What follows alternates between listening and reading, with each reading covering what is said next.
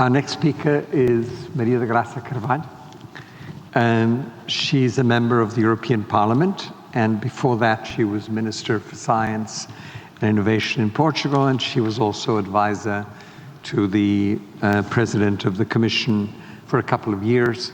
So you're very welcome. I know your background is in the environment, and so the floor is yours. Thank you very much, Professor Quintanilha. Good afternoon to everyone. First, I would like to thank the kind invitation to be here today with you, and a special address to Professor Quintanilha and to my good friend Mário Campo Largo, Mr. Secretary of State, and all the members of the panel and everyone that is attending.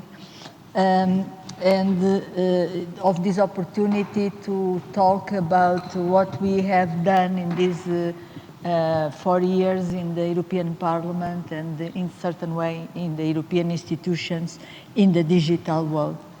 As you all know, digital has been one of the main pillars of this term of the European institutions. Was together with the green transition, the digital transition was the two priorities of President von der Leyen that were adopted also by the European Parliament.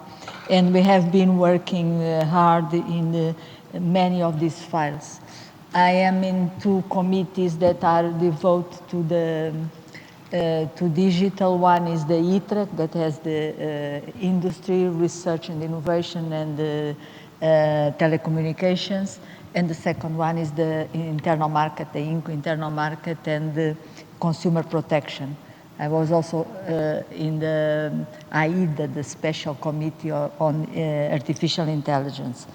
And this priority for digital has started in the previous term, and in 2016 we had a very important moment with the publication and the approval of the data protection regulation that has been the standard all over the world, and it's an important date for Europe in terms of digital. But in the present term, we had a lot of work in files that are structural files for the digital, starting with the DSA, the Digital Market Act, the Digital Service Act, that have in certain way putting rules on the digital market, and very important to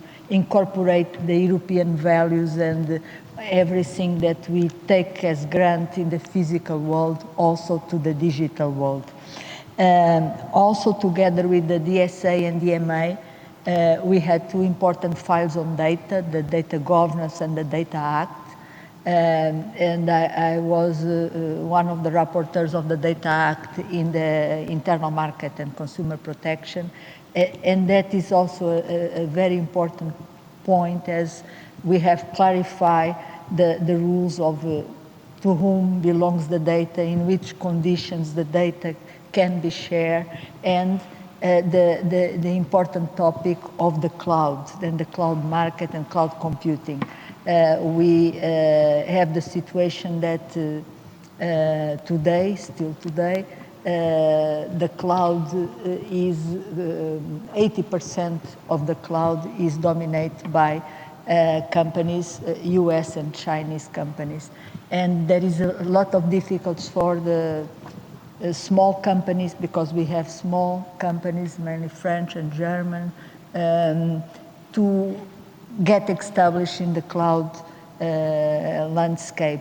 And this is because there are barriers to switching of the cloud. So we have addressed that also in the Data Act, to remove the barriers and to facilitate cloud switching, and to give the basis to create also a European cloud market. So to complete these important files, we had this week in the European Parliament the AI Act, very important. I think that is the first part of the globe that has an AI Act is Europe, and this is crucial for our development, that this act is based on European values, on ethics in new technologies, and this is an important feature for all the regulation that we have done in the digital world. So, very innovative in the regulation. We have done a full package of regulation in Europe, and now we have to look at other conditions like skills, research and innovation, infrastructures, because it's not enough to be good on regulation. We also need to have the necessary infrastructures, the necessary skills to advance in the digital world.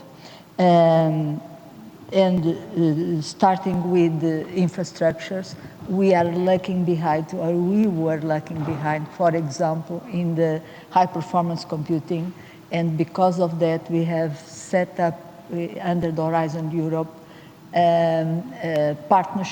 public-private partnerships for the high-performance computing, and I had the privilege to be rapporteur of these partnerships, and one of them is set up a network of high-performance computing. One is being installed in Portugal. We have one in Finland, in Italy, in Czech Republic, and we are in certain way putting Europe with the ecosystem of high-performance computing that is so important for artificial intelligence, for modeling, for all the emerging technologies. Also on the joint undertaking, we have done also the CHIPS Act, and the smart networks and service, where we promote the research and innovation on this 5G and 6G development. The other topic apart from the infrastructures is the promotion of skills. We still need we have talent in Europe, but we need more specialists.